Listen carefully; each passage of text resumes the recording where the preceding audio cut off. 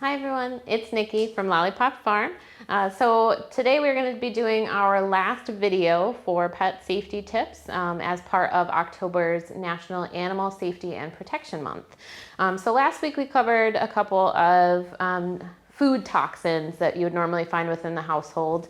And today we want to kind of touch over some of the other things that you might find in the house. So this might be in the house, around the house, just a couple things to look out for. Now, before we get into anything, the ASPCA does have a really comprehensive list of a lot of different types of toxins that can affect numerous different types of animals, including cats, dogs, horses. So if you have any sort of supplies within your house, it's always a good idea just to kind of research what things might be potentially toxic to different pets, especially since it can be different among different species. The other thing that the ASPCA does is they have a list of sort of the top toxins every year. So that's the things that they get called on the most on their pet poison hotline. And something that you might not think of that is actually one of their most common things is medications. Now, that can be in a couple of different categories. So people medication, medication that is actually for the animal. So any types of medications, definitely double check before you have them out, or just kind of keep them away, maybe in a cabinet or somewhere where a pet can't get them. Any medication will come in a little medication bottle that'll have a label on it. It'll say the type of medication and the milligrams or the amount of medicine within it. So make sure to check that out. If your pet does get into it, you can call the ASPCA hotline with that information, and they can tell you whether or not it is toxic, as well as what you need to do from there on out. Another thing to keep in mind is non-steroidal anti-inflammatories, or NSAIDs, that are used commonly for people for pain medication is actually not good to use in pets. Now, I know we don't like to see our pets in pain, but the best thing to do is actually to bring them to a veterinarian to get them medication that is specific to them, because things like ibuprofen and acetaminophen can actually affect their organs very negatively. Another thing to keep an eye out for medications, this is a children's liquid medication. Sometimes they will actually add xylitol into some medications for flavoring.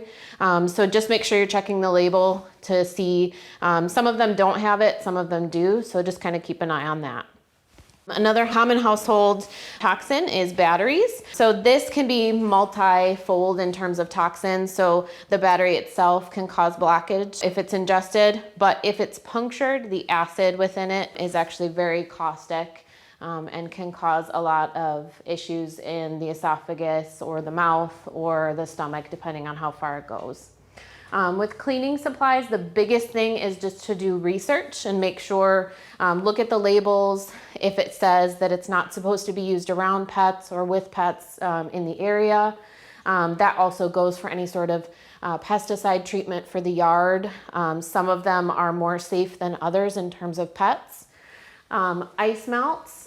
This one is pet friendly, but there are some that are not. And the reason for that is actually the salt content. So if a pet were to get into that, the salt content could be toxic for them.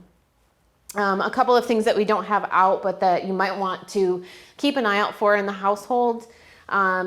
Rodent block is a big one. So there are multiple different kinds of rodent block, especially if you move into a new household. This is one of the most common times that people find out that the house had rodents in it or has rodent block in it. It's supposed to taste good to the rodents, but it also ends up tasting good to the dogs sometimes too. And there are different types of rodent block. So some of them can cause the blood not to clot. Some of them can cause mineral deficiencies. So depending on the type of rodent block used, the treatments would be completely different for your pet. Another thing to, as far as outside the house, to keep an eye out for. So if you do composting, one of the biggest things to keep in mind is that mold can actually cause a lot of neurologic issues within pets.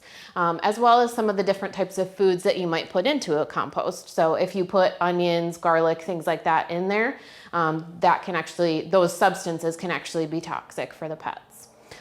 Fertilizers, same thing. And another thing to keep an eye out for, different types of mulches. For the most part, they're okay, but obviously they can cause stomach issues if a pet eats too much. But cocoa mulch actually comes from cocoa plant, like has cocoa on it. So that is actually something where if they get enough of it, it can be toxic as well. Another thing to keep an eye on in terms of what is toxic for animals, this can be inside or outside the home, is plants. So sometimes we plant things out in our yard, in the garden, or bring things in as arrangements to put on our tables.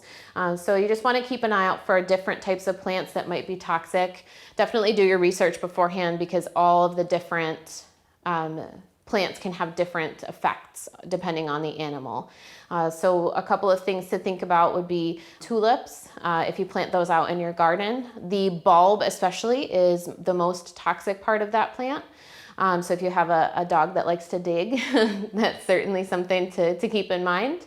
A couple of other things, chrysanthemums, sago palm, and one of the most common toxicities for cats is actually lilies. So lilies, they're often a thing that we bring inside, especially around the Easter season, but it is actually something that, regardless of what part of the plant, it is very toxic to cats. So even if they just get some of the pollen on them, it can cause severe kidney issues. So as a general rule, if you have cats, don't have lilies around. And certainly if you have any within the yard, you might want to just kind of take those up if they're indoor-outdoor cats. But regardless of the plant, the ASPCA does have a very comprehensive list of different types of plants, as well as the toxicities and to which specific animals. So you can look up cats, for instance, and see a bunch of the different types of plants that can be toxic to them. Or horses, there's also a list for them as well. So whatever the type of animal you have, certainly take a look, do your research, and make sure that any of the plants you're bringing either in the house or planting around the yard are safe for your pets. So the biggest thing with any of these is to do your research, but also if you have any questions or are concerned that your pet has ingested anything, you can certainly call the ASPCA hotline. And they will give you not only the information on what might be happening to your pet if they get into that substance, but also what to do next. So if you have to go to the emergency or a veterinarian, or if it's something where they haven't gone into as much and you just need to watch them. But certainly make sure that you double check just in case anything happens. Well, we thank you guys so much for watching our videos on pet safety. If you have any questions, definitely let us know in the comments. If you missed any of our videos from previously, be sure to check them out. They are on our Facebook, the links, as well as on our YouTube. And thank you so much.